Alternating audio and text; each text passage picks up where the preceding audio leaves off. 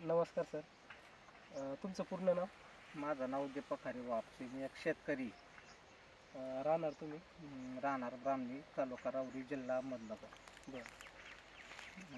मी 96 सालापासून शेती करतो.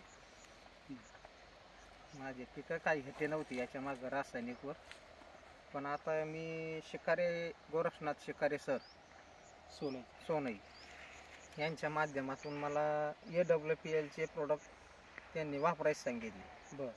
तर ते वापरलेत मी. त्याच्यात भोवेटा, ॲग्रो-19 आणि इकोरॅली, PJPR हे प्रोडक्ट वापरले मी. एकरासाठी मला साधारणतः 3050 रुपये खर्च आला. बरं. आणि मी याच्या मागं एकरी 2 गोण्या DAP किंवा 10-26-26 वापरत होतो. आता ह्या वेळेस एकरी एकच गुणी वापरली. बरं. या पूर्ण पाऊण एकरासाठी पाऊणच गुणी वापरली रासायनिक खत. आणि युरियाच्या 2 डोसाला 4 गोण्या लागत होत्या. बरं. तर मी आता फक्त 2च गोण्या वापरल्या. बरं. युरिया म्हणजे अर्धा खर्च तुमचा कमी झाला.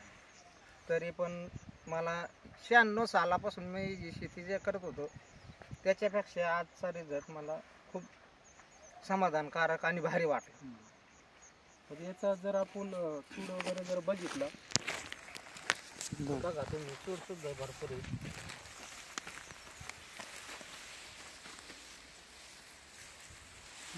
आणि किती दिवसाचा आहे आता गहू? हा गहू 23/12/2024 मधला आहे. बर.